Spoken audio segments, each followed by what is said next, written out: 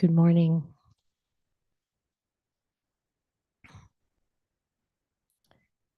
So can I introduce you? Please. Okay, welcome everyone to another Clear Mountain Saturday with our very special guests, Ayyā Santussikā and Ayyā Chitananda. Thank you so much for coming, Ayyas. We'll introduce them a bit more in a second, but first, just some brief announcements. One is there is so most of you will know we have Clear Mountain CM3 celebrating 3 years of Clear Mountain, our annual robe offering celebration next Saturday. So if you, so the basic events that we'll be having for that is we'll have Longpor Pasano and a lovely Thai monk named Ajahn Gai visiting us for from Wednesday until the Monday afterwards. So within that week, there's a few opportunities to kind of participate in extra gatherings. On Friday, June 28th, we'll have a 9 a.m. alms round at Pike Place with Longpor Pasano and Ajahn Gai and Ajahn Kovilo and myself. So that's at 9 a.m. Following that, there will be a 10:30 a.m. meal offering and Dhamma talk, but maybe a bit in Thai at Wat Atam in Woodinville. That evening at 6 p.m., we are co-hosting a talk by Longpor Pasano at Seattle Insight, Sims at University Friends downtown. And for those of you who don't know, you can find that on our website on the calendar, or look up Sims. And once again, type in Seattle Insight, because if you just Google Sims, you'll just get the video game. And so we also, this is one more event in a very special relationship between us and Sims. It's just been this really beautiful friendship that's grown. So in trying to honor that friendship even more, we have a thank you card and just an appreciation card for Seattle Insight on the book table in the back. So if people just get a chance to go back there and sign that before you leave and express our gratitude for all they've kind of given us in terms of this preparing the ground of this Dharma community, then that would be really great. We also need 2 more volunteers for CM3 next Saturday. And that's the next big event in that lineup is Saturday morning, June 29th. We'll have the robe offering ceremony, and that'll be in Blodell Hall, just over there behind St. Mark's, from 9:30 until about 2 p.m. And we'll have 8 monastics there, 4 monks, 4 bhikkhus, 4 bhikkhunis, I believe. Something like that. 3 bhikkhunis, 1 seminary. So Longpor Pasano, Ayyā Nanda Bodhi, Ayyā Suvijana, Ayyā Ahimsa, and Seminary Junha, and us. So, and Ajahn Gai. So it'll be a really special event, and just really want people to come together for that and celebrate what's been growing these past few years.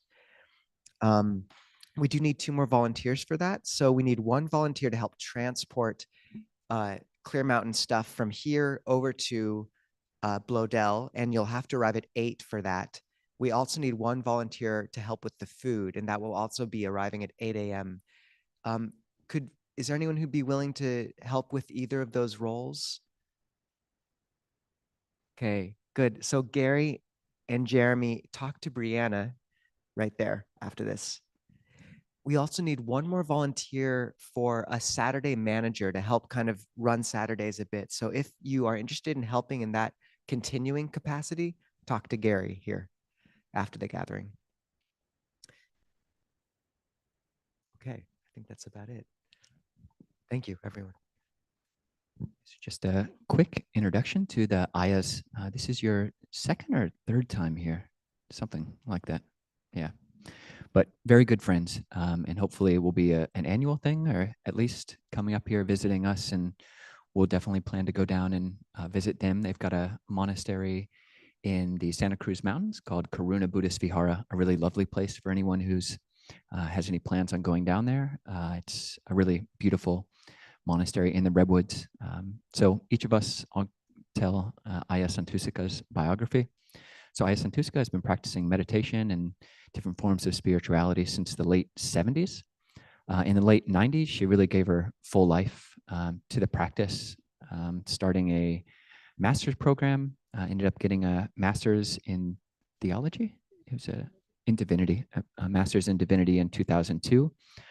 In the late 90s, before that, her son, Gunawudo, or David De Young, ordained in Thailand at the International Forest Monastery, Wat Pananachat.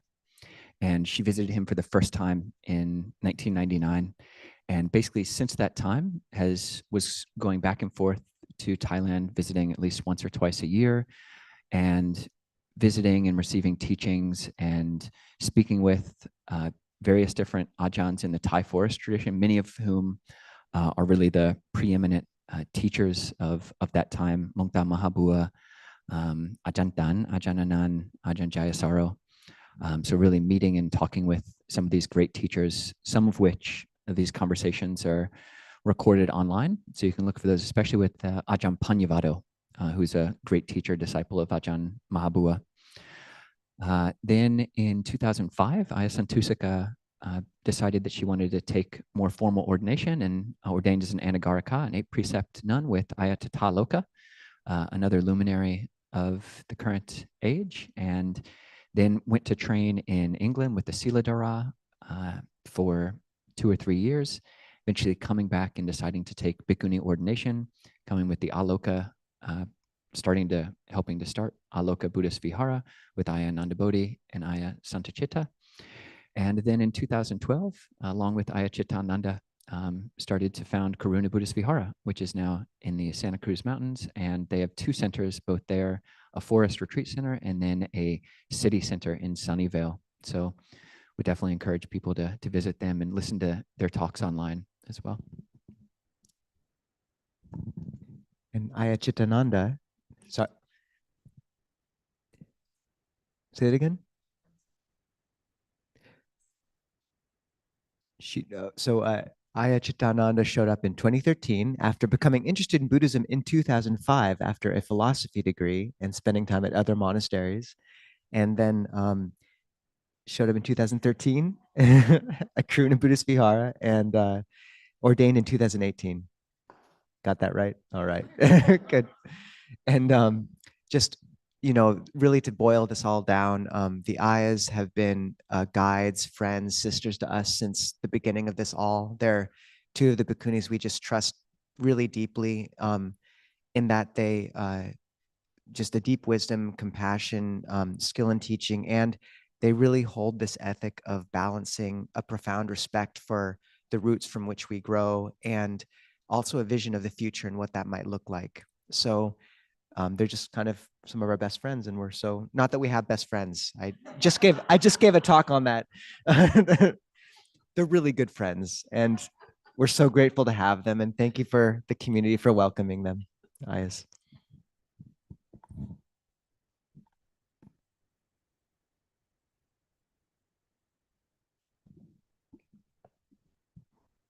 Just share the space together. We can do a chant from the chanting book. The Buddha's words on loving kindness on page 37 in English. Now let us chant the Buddha's words on loving kindness. This is what should be done. by one who is skilled in goodness and who knows the path of peace. Let them be able and upright, straightforward and gentle in speech, humble and not conceited, contented and easily satisfied, unburdened with duties, and frugal in their ways, peaceful and calm and wise and skillful, not proud and demanding in nature. Let them not do the slightest thing that the wise would later reprove, wishing in gladness and in safety. May all beings be at ease, whatever living beings there may be, whether they are weak or strong, omitting none, the great or the mighty, medium, short, or small, the seen and the unseen, those living near and far away, those born and to be born. May all beings be at ease. Let none deceive another or despise any being in any state. Let none through anger or ill will wish harm upon another, even as a mother protects with her life her child, her only child. So with a boundless heart should one cherish all living beings, radiating kindness over the entire world, spreading upwards to the skies and downwards to the depths, outwards and unbounded, freed from hatred and ill will, whether standing or walking, seated or lying down, free from drowsiness. One should sustain this recollection.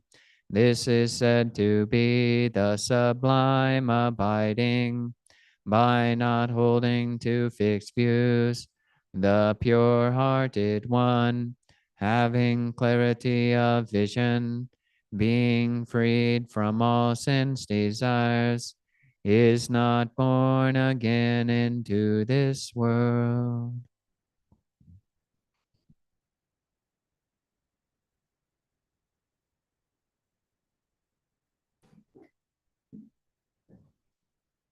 So now we'll have some time of meditation together.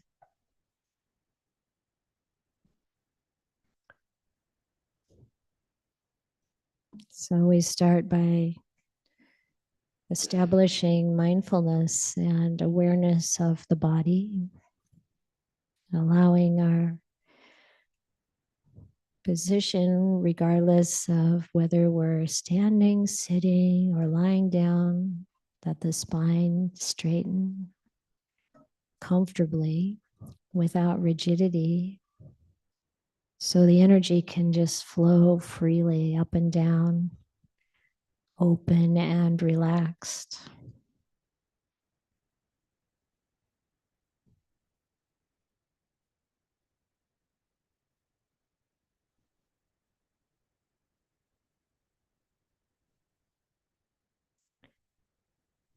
And then, even before establishing mindfulness, we can bring right intention to our mind, to our heart. And my favorite translation of what that is kindness, gentleness, and letting go. So if we have that in the mind and that in the space all around what we're doing here together, then there's a certain ease, there's a certain beautiful orientation and holding of our hearts, of the space. Kindness, gentleness, and letting go. And then the establishment of mindfulness right here.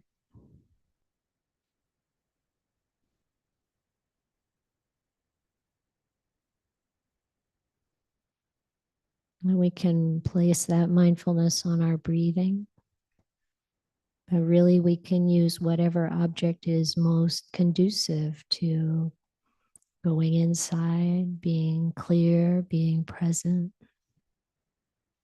as long as it leads us to a state of peace and calm and clarity, that the mindfulness is sharp and bright. And without any forcing, without any agenda, without any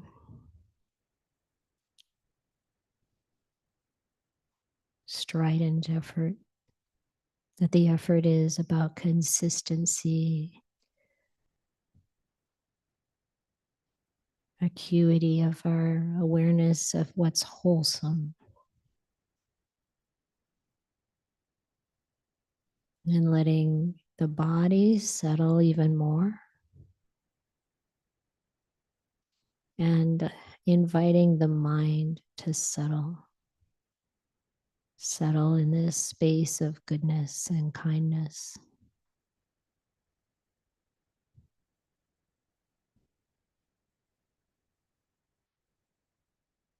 So, awareness of that meditation object, the breath, or your favorite one.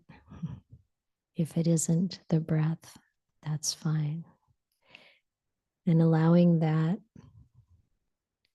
attention on the meditation object to bring our awareness inside.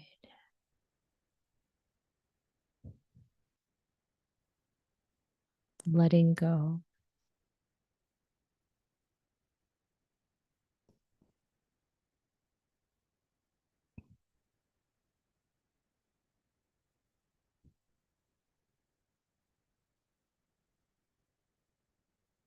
Progressively calming the body and the mind.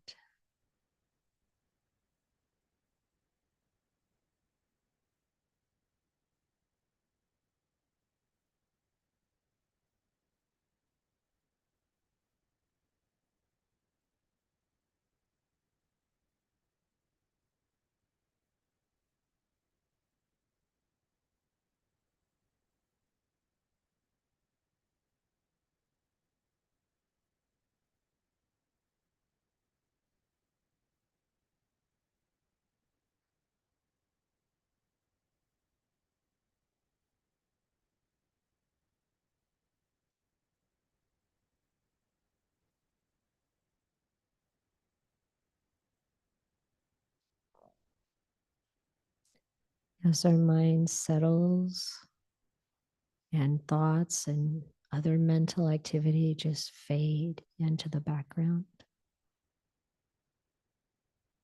we can allow the meditation process, if you will, take over. And with a sense of happiness, noticing any sensations of peacefulness, happiness, joy that we might feel in the body, allowing those to be noticed.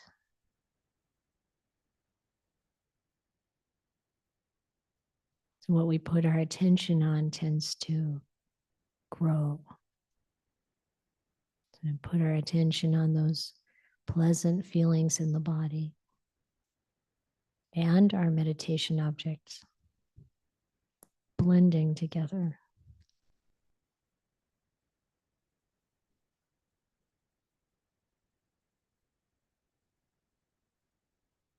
And then letting the process take its own course, leading us to more peace and happiness.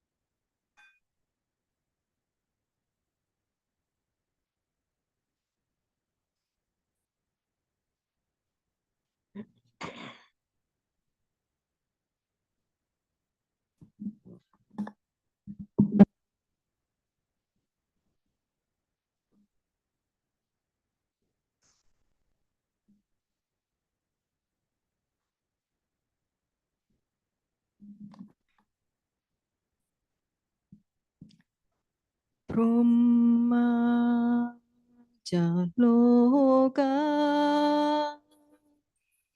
ทิปดีสหัมปติกัดอันชาลีอันทิวรังอายาจะถาสันติทัสสัตตาปราชานาชาติกาเทเสตุธรรมังอนุกรรมปิมังปะชัง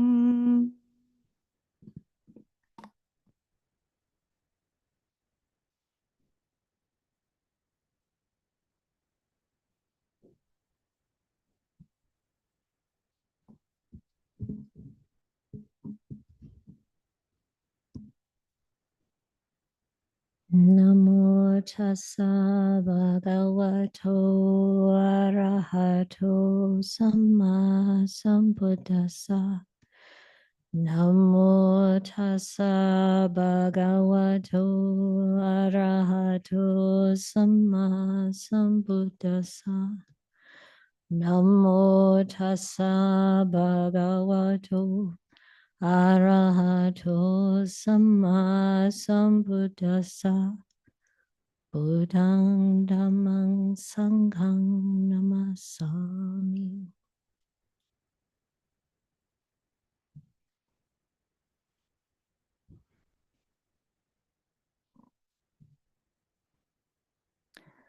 It's wonderful to be here with all of you and all of you who are tuning in and our wonderful brother monks.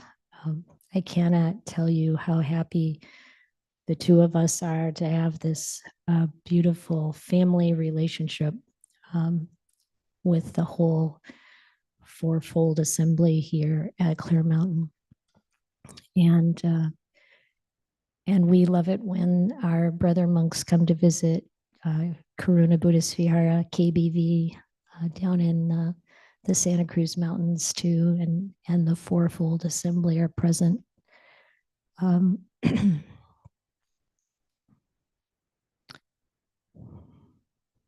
There was a fair bit of reference in the introduction about my times in Thailand, and that really changed my life, as you might notice. And my son becoming a monk, it came at a time when he and I both were really had our hair on fire about the spiritual path because of the sudden passing of my father. It really brought us face to face with mortality. I remember my son and I standing at the graveside after his body was buried, and my son with tears said, he was a jazz musician at the time, heading towards being a performing musician, and in that moment he said, this is real and everything I've been doing is not. And the search led him almost immediately to Buddhism. And he realized he wanted to be a monk, but he hadn't found the tradition that really spoke to his heart yet. And he went to different monasteries and he kept saying, no, this isn't it. And then he got to a Bayagiri Buddhist monastery. So you know who Ajahn Pasano is. And they were really just getting started there. And David shows up, and Ajahn Pasano needed a driver to drive around for 3 days to different things he was committed to doing, and David was his driver, and he asked him 100,000 questions. And he said Ajahn Pasano had the patience to listen to all of that and answer his questions, and there was more than that to it. He said, yeah, this is very close to what I've been looking for. but he said all of the stories that Ajahn Pasano and Ajahn Amaro were using, talking about, whereas how great it is in Thailand, and all coming from Thailand. So he's like, I want to go to Thailand. And so his travels, I had this map of the world on my bedroom wall, and I was putting in pins every time I heard from him about where he was in the world. And he went to like all these different Ajahn Chah monasteries in England and Switzerland and Italy and everywhere he could find one. And he kept saying, no, this isn't quite the place for me yet. And he finally gets to Thailand and he goes to Ajahn Ganha's monastery. Ajahn Ganha trained with Ajahn Chah. He's actually Ajahn Chah's nephew. And from what we've been told, he had profound insights at a very early age. It's the way Ajahn Pasano puts it. I mean, he's really had this reputation of having taken the path all the way to the end for 50 years. And my son gets there and he finally writes me a letter and says, this is it. And I'm kind of like, did it have to be like halfway around the world? You know, if you went any further, you'd be on your way back. But, you know how it is when you're a mom. Maybe you don't. I'm not sure what your life is like. but there's kind of this, okay, I want the best for him. And then I was really, really looking forward to visiting him there to find out more about this whole thing. What are these people like that he's living with? Is this good? Is it a cult? Is it, And so I went and I stayed. Actually, he didn't stay at Ajahn Ganha's, even though he was so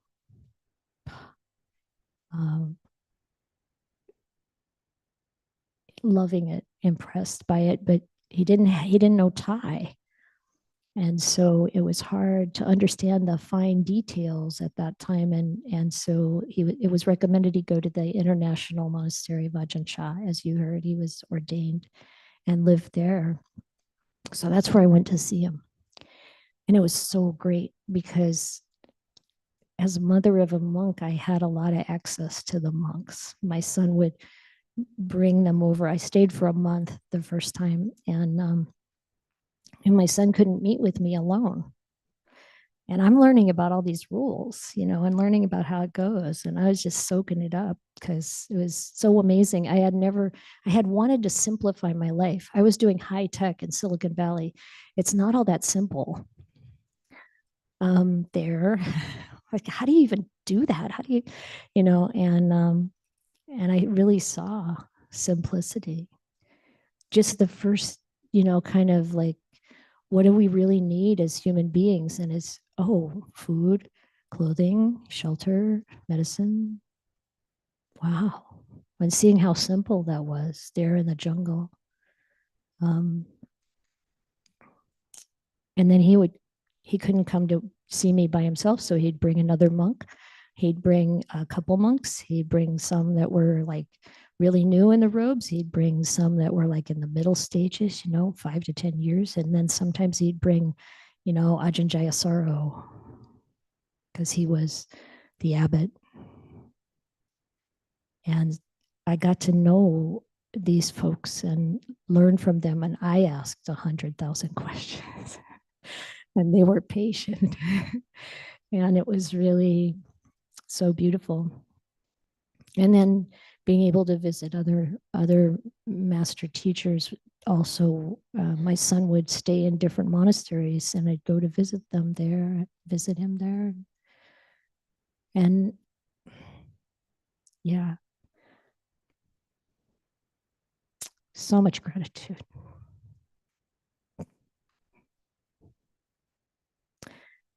So a few years ago, I met Ajahn Ganha for the first time. Thanks to my Bhikkhuni sister, we decided to go on pilgrimage. She had not been to Thailand before. And she said, I want to visit Ajahn Ganha and I want to visit Ajahn Biak. And I had not met either of them. and we went to Ajahn Ganha's monastery. And we were both bhikkhunis at the time, and we were kind of on a little bit of a reconnaissance mission to visit a lot of the places that I had been to before and some new places to see, well, are these monasteries ready for bhikkhunis or not? How's that going to go? So Ajahn Ganha had such wide open, encouraging acceptance and love that we knew we'd want to come back again and again. And the second time I went to visit him, I didn't have my dearly beloved sister with me because there was also some other stuff involved in the trip that was different, not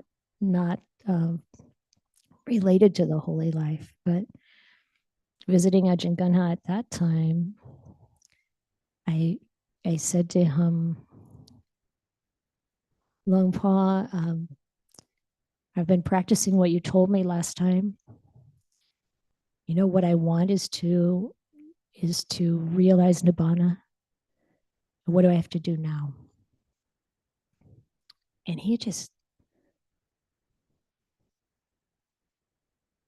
focused on convincing me to come and stay for a long time to learn the Dhamma until I understand from him.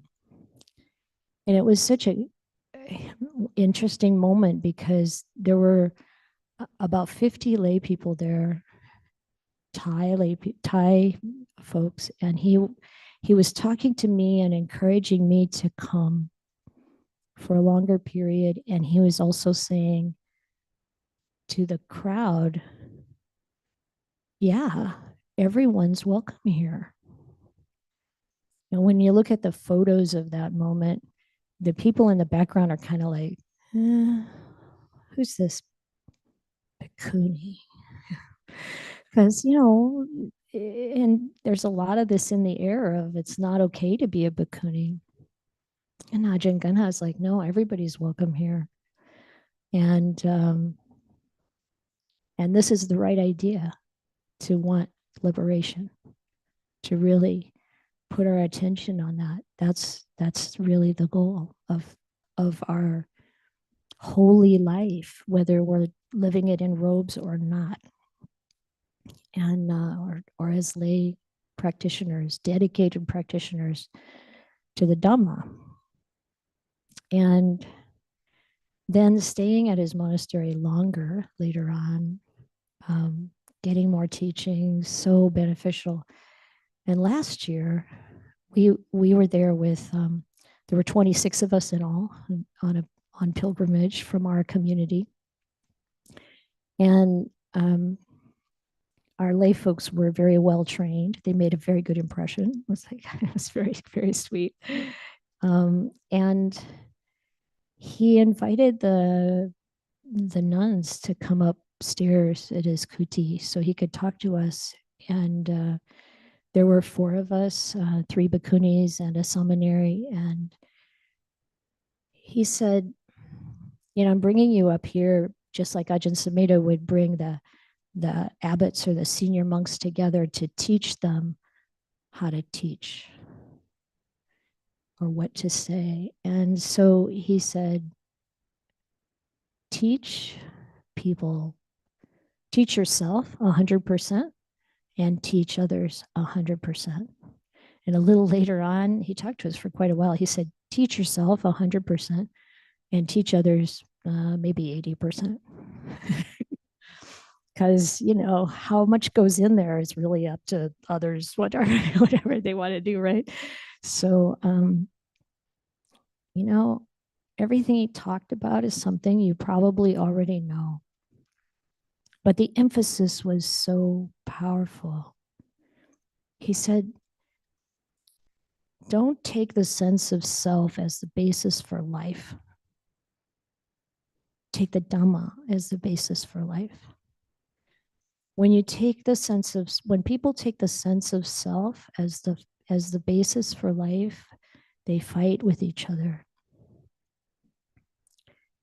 When we take the basis, when we take the sense of self as the basis for life, then we get caught up in material things. And he said, even though there's all this science and technology in the West, people get lost in that. And we need, if we take the Dhamma as the basis of life, he said, then you love everyone. And he really emphasized love everyone. And really, it is all beings, love all beings, just like it is in that chanting that we had a minute ago. You know, it's like, or 25 minutes ago. You know, really, really love everyone. And to really be selfless, to really do everything as a gift. He said, you know, tell people, don't go to work thinking someone's making you do something. Go to work thinking, this is my gift. This is my gift to the people I work for. This is my gift to the people who benefit from this work that I'm doing. This is a gift. He said, when you study, don't feel like you're studying because you're made to study. It's like you're studying as a gift. Do all the work you do as a gift, whether it's washing the dishes at home or whatever it is, taking the dog for a walk. You know, this is a gift. Live in a way that comes from selflessness. And I feel like in this community, there's so much of it. I mean, I feel so much kindness here. And this has to be the basis of our life. To be kind, to be generous, to live at peace. And he was aiming a lot. I feel aiming a lot of this at me because I was a senior one there. And he's like, go and teach this. And he said, you can teach people from all religions about this, because he said all religions have the same fundamental purpose. And if they're fighting with each other, they're not coming from that's not the real religion. So the real religion is Dhamma, because Dhamma is not Buddhist. It's the natural way things are. And so much of the wisdom of the Dhamma is known everywhere. I remember it from my childhood, living in a totally fundamentalist Christian environment. So much of the Dhamma just comes through. Hey, what goes around comes around. Yeah, that's karma. You know, our neighbor. Oh, I'm not going to go there. Never mind. Okay, maybe I'll go there. I just remember this from my childhood, you know, like my dad said that some of the guys, they're farmers, and they're talking about this one guy in the community who was having an affair with somebody else's wife. And this neighbor of ours said, yeah, not me. I'm just going to keep plowing the same furrow. There's a lot of wisdom there. I'm just saying, you know, because you know what's unwholesome. You know what leads to trouble. You know what leads to hurting yourself and others. And yet we have to keep remembering. And so there's this super strong emphasis from Ajahn Ganha about moral virtue, sila. And I keep finding more and more as I practice this, there's so much there there's so much value in really having an unwavering dedication to sila. Just beautiful, beyond our wildest imagination, really. I'm just going to briefly tell you this story. And forgive me if you've heard it before, but I have this family member. He's actually married to my cousin, and I was pumping him for the whole story about this last January when I went back home in Indiana for a funeral. And I actually got to record him talking about it. He's like my age, a little older, and he was graduating from high school in 1968. And he said that when you were graduating, there were three options. You could either go to college or go to Canada or go to Vietnam. And he said, I wasn't college material. He said he had never been north of like the next small town north of where he lived. And so I didn't know how to get to Canada. So I was going to go to Vietnam, and they were about to draft him. So he enlisted, and he was in basic training. He was in the infantry. And he said in basic training, he had this vision of himself because he's learning how to use a rifle and, all this. He said he had this image, his vision of himself sitting in a tree and shooting someone in the head, shooting an enemy soldier in the head. And he said he could see the hole like a baseball size. And he said, I can't do that to anyone. I don't care who they are. And so his prayer, he's a very devout Christian. His prayer from then on was, may I not kill anyone. May I not have to fire my weapon. And he said he was praying for that all the way, on the flight to Vietnam. He said his mother was praying for him. His pastor was praying for him. But of course, they were praying that he not get killed. He was praying, may I not kill anyone. And he got there, and I don't know how many of you are old enough to remember this, but the battle on Hamburger Hill had just happened, and a lot of forces were lost. And so when his plane of fresh soldiers got there, they wanted the first 50 of them who got off the plane to join the 101st Airborne Division, which is known to have been a really tough crowd. They were on the front lines constantly in the jungle.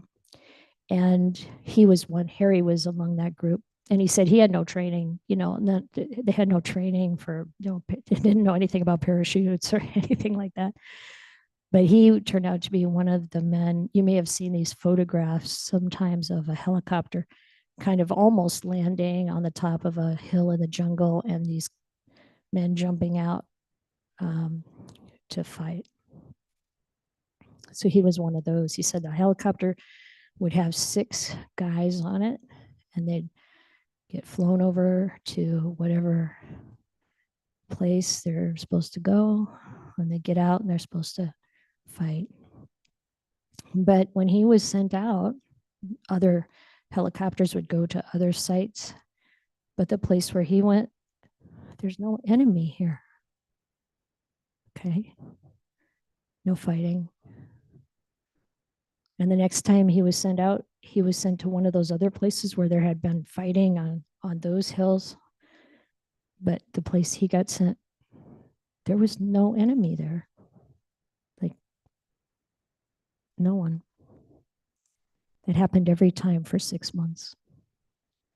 And he's fallen asleep on the ride over. And the other soldiers are, hey, how can you be asleep? And Army intelligence says there's confirmed 1,200 enemy troops on that site. He's like, there's nobody there. And there was nobody there. He flew 27 missions in 11 months. Nobody was ever there. Any which way they sent him.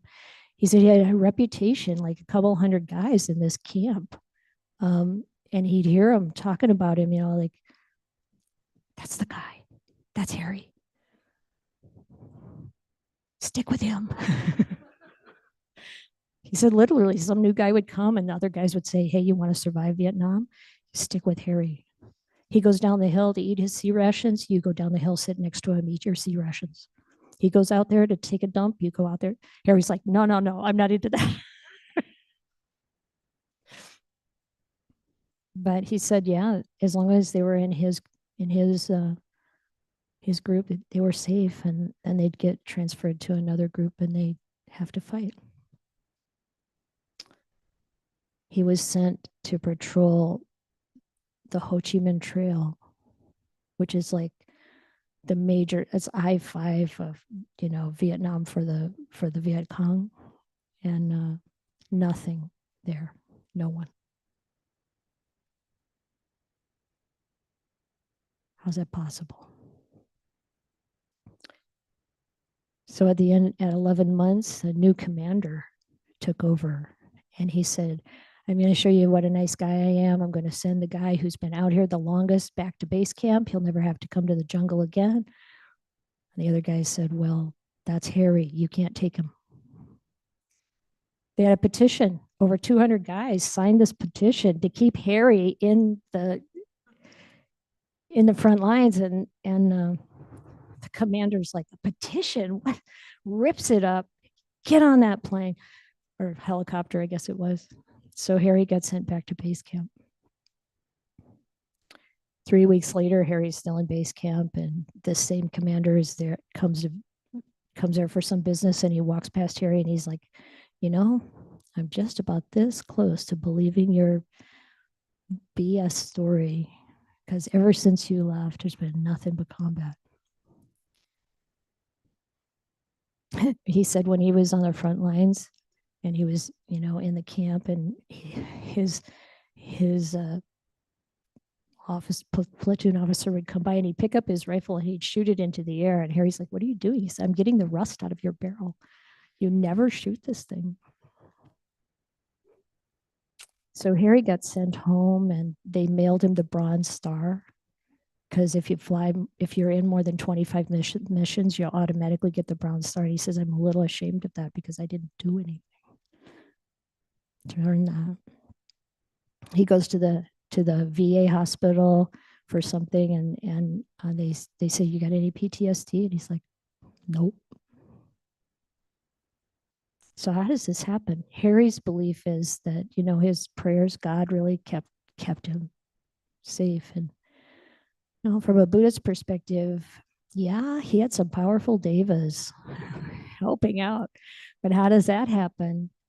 My guess, lifetimes of not killing, lifetimes of that commitment to not killing. This is kind of how powerful these precepts are. They say, you know, you keep the precepts will protect you. No kidding. And when people ask these questions like, yeah, would you lie if you were saving someone's life? I think if you're committed to not lying, no one ever comes to ask you something you'd have to lie about. Just keep the precepts and love everybody, 100%. And this gives us all we need to work with, to work through in our own hearts, because we all have challenges. We all have, you know, aversion arise. We all have temptations to, you know, do things outside the precepts. We all have all this conditioning we have to work with. And that is not where we're going. Where we're going to go is use the tools the Buddha gave us so many wonderful tools, and now in a wonderful community where when we run into trouble, we can talk to people who will help us. Thank goodness we're not all kind of half falling off the cliff at the same time. We can reach over and pull each other up, you know, say, you clear mountaineers, you got this. So that's what I wanted. Well, I don't know if that was what I wanted to share. That was all just kind of like whatever came up, but I love you and I respect this community so much. Thank you.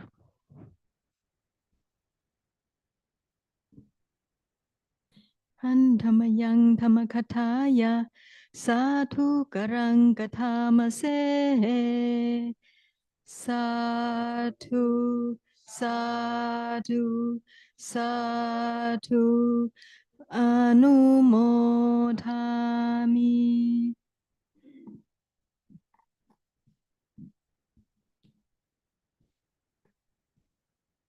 So we have time for questions or anything people would like to discuss. Just raise your hand and Mila will run the mic over to you and maybe say your name before you ask. And if you're on Zoom, you can raise your electronic hand or type it into the chat. Just take this opportunity. We have the eyes here for one day.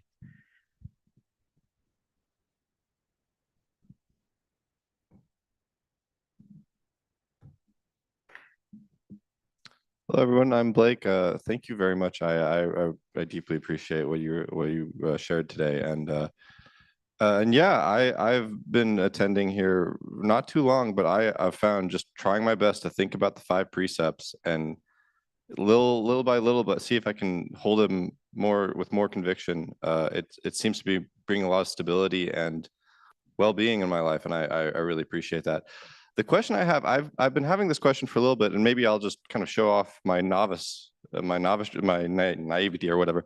What does sadhu mean, and how can we? What internal posture should I be holding when I'm saying? I've been kind of treating it as like a thank you or gratitude, but please, any advice or wisdom? Thank you. From what I gather, sadhu means yes, yes. And I like that. Thank you and gratitude. And I think it's all of that. It's an acknowledgement of the beauty of what we're being given, and that generosity comes from so many directions, right? From the Dhamma, from the Buddha. Oh my goodness, what he did. And from everyone who's been carrying those beautiful teachings down for the millennia. And, you know, the monastics and laity, we all have to work together to help this flourish. And I think it's all that. So, yeah, you got it.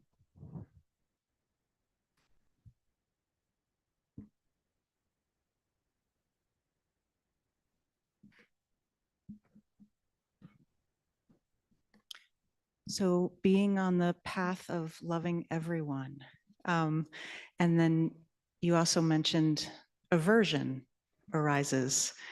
And so if you encounter someone whose behavior is unpleasant and aversion arises, I'm just wondering, could you speak to that experience of, like, does aversion eventually fade away as you're on the path of loving everyone, or is it still there, but it doesn't matter anymore? Or what's that like in your experience?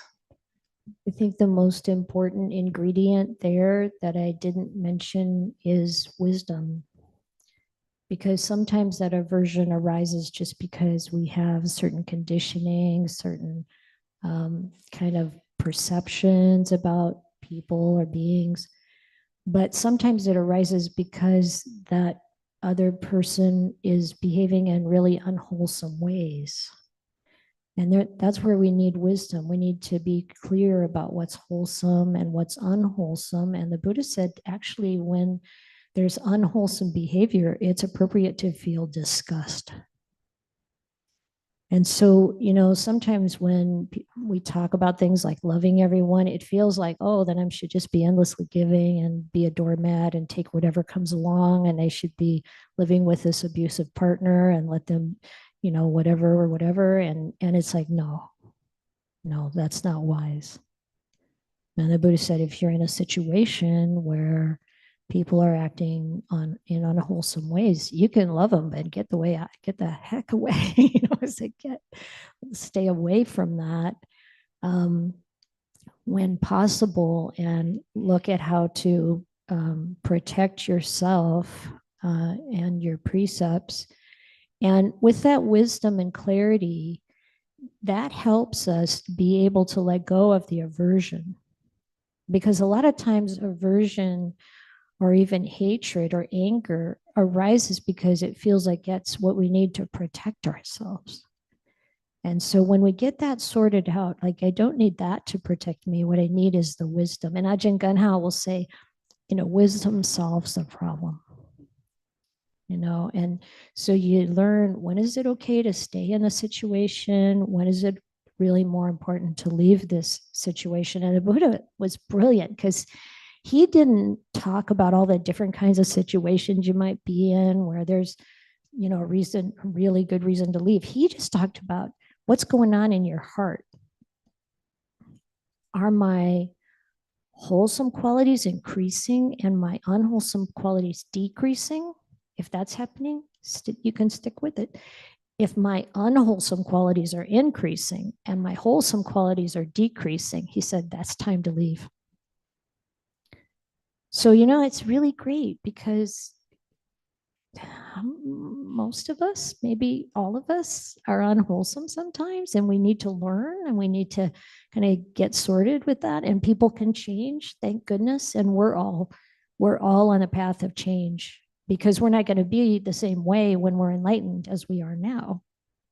Or maybe you're already there. I don't know. I'm not trying to make any assumptions, but it's like we want to be able to change. And if we're on the path, we should be looking for how to refine our behavior, how to refine our ways of thinking, our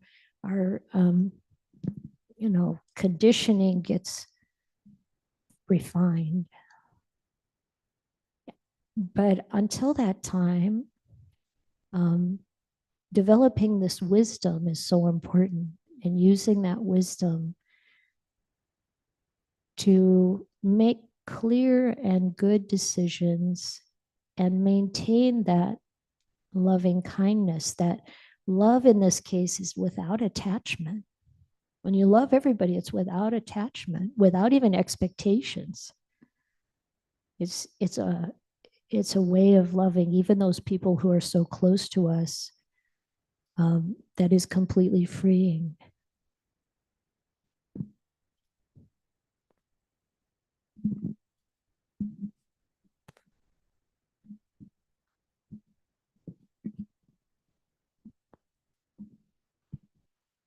What you what you just said really struck for me. I know that you can speak as a spouse and a parent and a grandparent, and yet unwholesome situations develop, and you cannot just get away because that abandonment will cause more problem. How do you stay close, still stay as loving as you need to? How do you convert that reaction to the unwholesome into something that can still be generous? What is that like for you? Yeah, I'm going to answer this one, and then I'm hoping to pass the mic around more, if that's okay. But as we develop in our practice, we need to develop the equanimity and the wisdom around what we really think we are, the wisdom around impermanence, the wisdom around the fact that we don't have ownership of any of these people in our life. My children are not mine. My grandchildren are not mine. Being married to someone does not mean they're mine.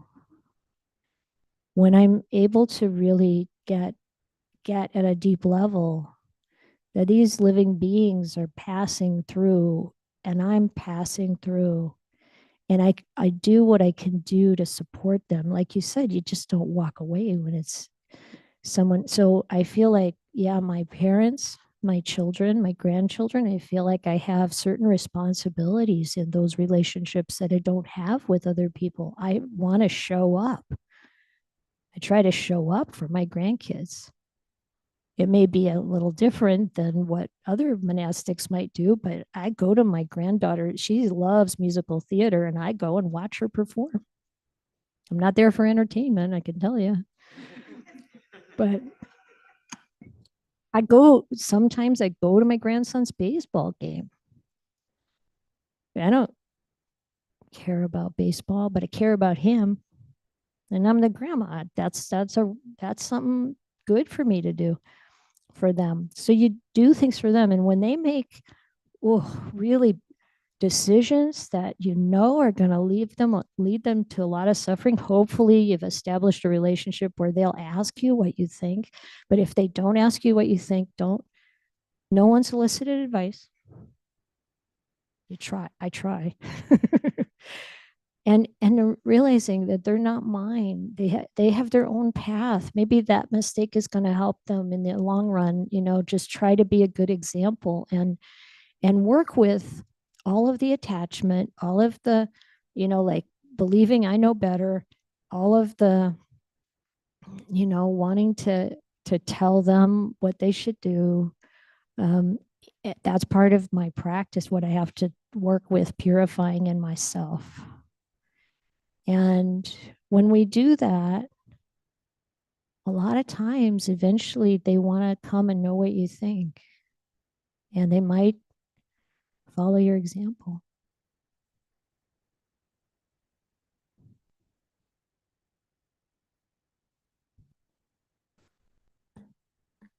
Yeah, we can call on the person on Zoom. White shirt, top left. We can't quite see your name. I'm sorry. Oh, Abijano, please. Thank you, Ajahn. Thank you, Ayyā, so much for your wisdom and your guidance. We appreciate you so much. But this is just in response to the first question about sadhu. I just wanted to share Ajahn Brahm's interpretation of sadhu, and that is awesome, awesome, awesome. Thank you so much. Awesome.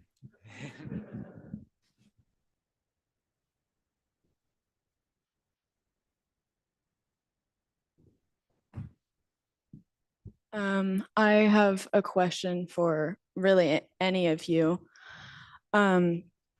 I have been doing a lot of studying up on love without attachment, as you were talking about.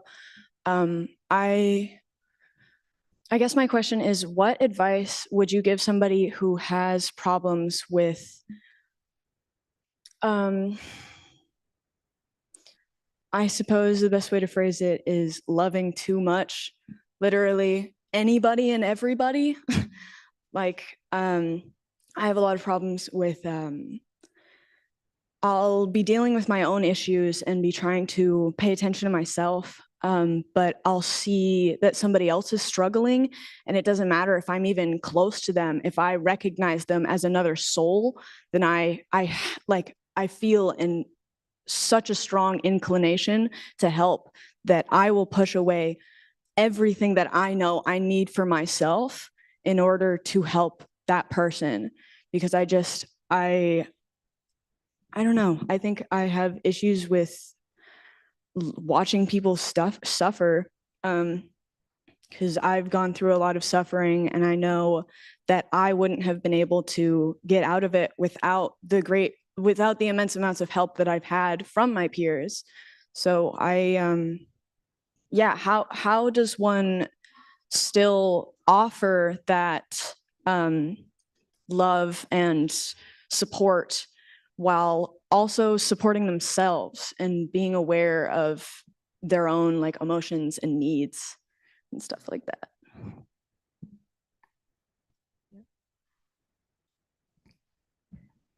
It's a really, really good question. And it's something that many, many people have challenges with.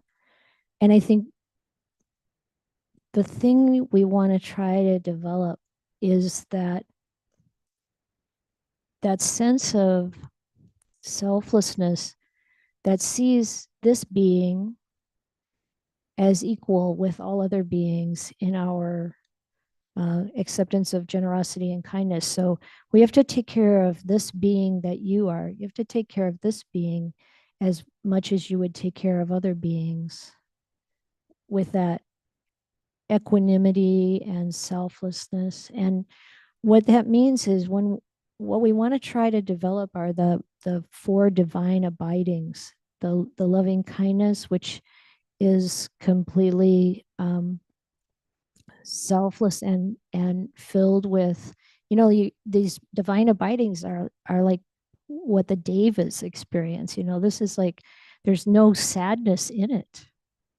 So when you get to compassion, which actually is a very unfortunate word, but all of the English words that you can use to translate karuna, they're all kind of bent the wrong way.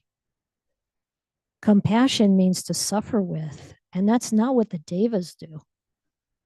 You're aware that the suffering is there. You really want to help. I mean, your expression of wanting to help is so beautiful.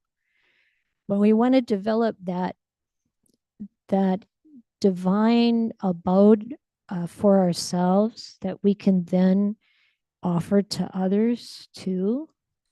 And in that, you don't suffer with. The Buddha said you can't really help someone else get out of the quicksand if you're standing in it. So we want to really strengthen that part of ourselves that can see the suffering and respond, but also be as equally aware of what our own body and mind need, and hopefully learn and develop a network so that we can connect those people that we can't really help directly ourselves right away with other resources, so that we're not like really draining ourselves. And what I've seen in myself and others, it seems to me that when we are suffering with, there's something unhealed inside. And I think almost all of us can recognize there are some parts that are not yet healed inside ourselves. And so we want to turn and we want to work with that healing to really get to a place where we're on solid ground. But that doesn't mean we don't help others in the meantime. It just means we give ourselves the same consideration and not feel like that's selfish. Try to do it from a place of mindfulness, a place of keeping the metta going, and also equanimity, that we're really, really even in our expression. I mean, the other kinds of words that you can translate or involve in karuna are things like pity, which is kind of a looking down upon, or what's the other one?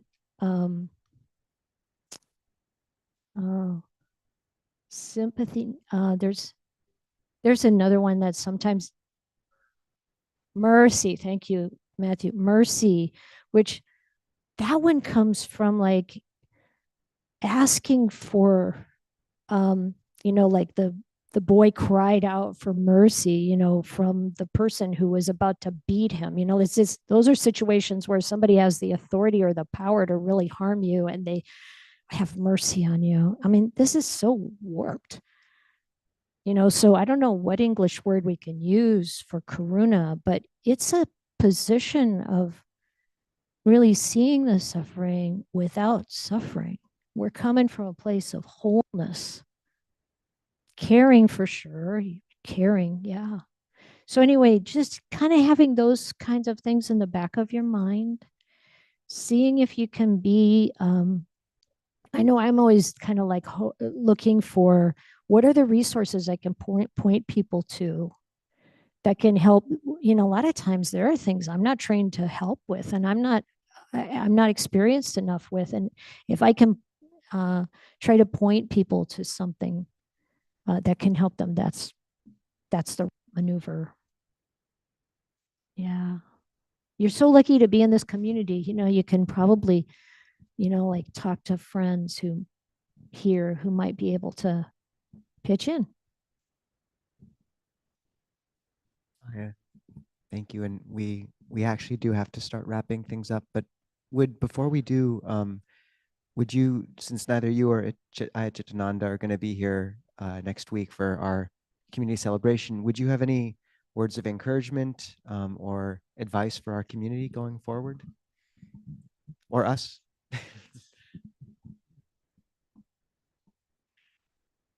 Oh, wow. Well, one thing for sure is we would love to be here next weekend, but we can't. And our hearts will be here, supporting the amazing vibrancy of this community. And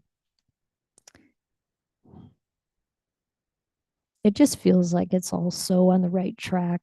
All I can say is really just keep going, keep doing the things you're doing, pitching in, getting involved, um, you know, continuing to be humble and kind and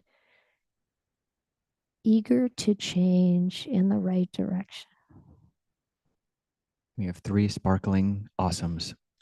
Awesome, awesome, awesome. All right.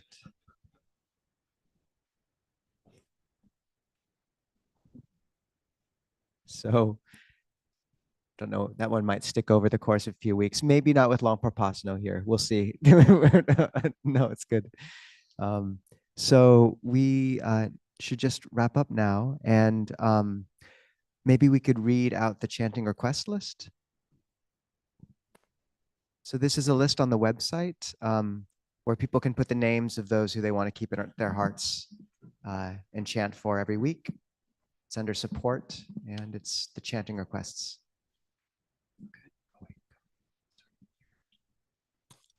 For Niyam Preeti, has cancer, spread care for grace and health. Maria, her mom passed away on June 19th. Denise passed away from cancer on June 19th. Christina, suffering with pain from shingles. Please send wishes for health and well-being. Steve Parcell had brain injury in fall, may be recovering, so please pray for that. But if he has passed, then may his journey be swift. To all beings, including devas and nagas, wishing all happiness and peace.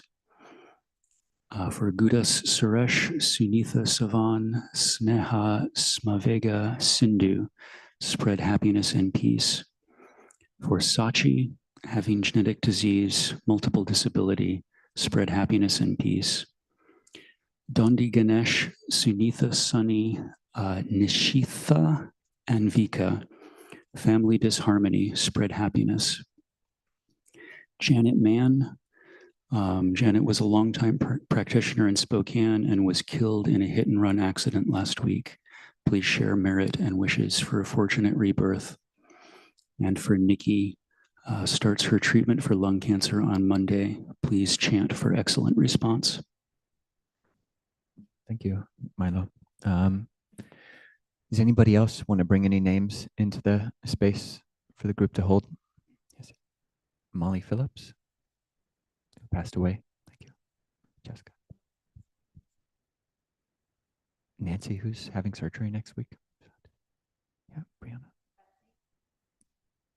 Betsy, who lost their job.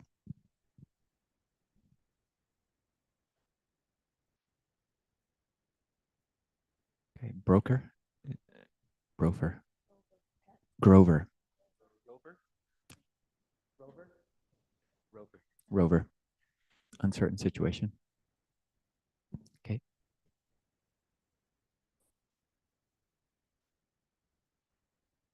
Janita going through job loss, parents loss. Sa going through a divorce. Okay. Yeah, Devin. Karen is facing Alzheimer's.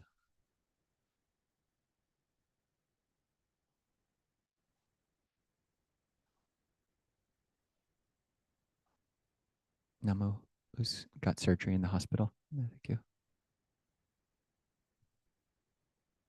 We can sit with all those names for 20 seconds, half a minute or so.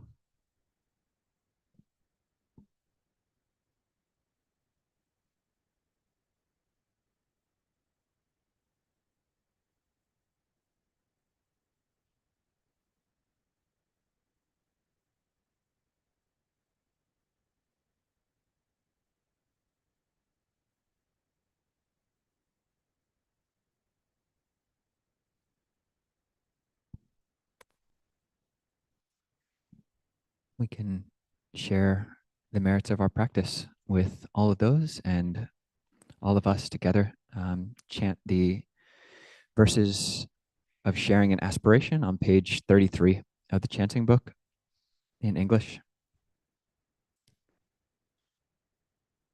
Now let us chant the verses of sharing an aspiration.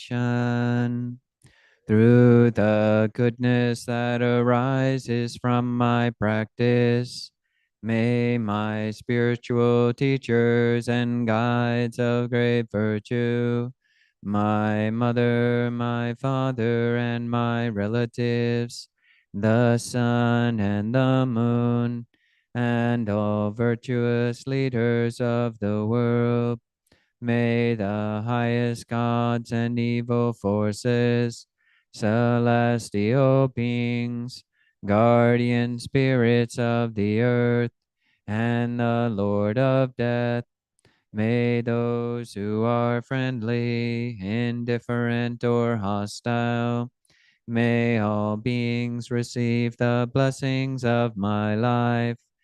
May they soon attain the threefold bliss and realize the deathless. Through the goodness that arises from my practice, and through this act of sharing, May all desires and attachments quickly cease, and all harmful states of mind, until I realize Nibbana in every kind of birth. May I have an upright mind, with mindfulness and wisdom, austerity and vigor. May the forces of delusion not take hold, nor weaken my resolve. The Buddha is my excellent refuge. Unsurpassed is the protection of the Dhamma. The solitary Buddha is my noble guide. The Sangha is my supreme support. Through the supreme power of all these, may darkness and delusion be dispelled.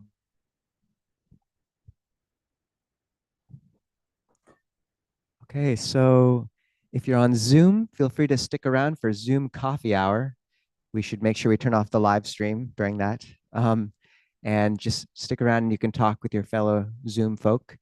For everyone here, most of you know monastics in our tradition don't touch money, so everything is freely offered. Please take some books from the back if you wish.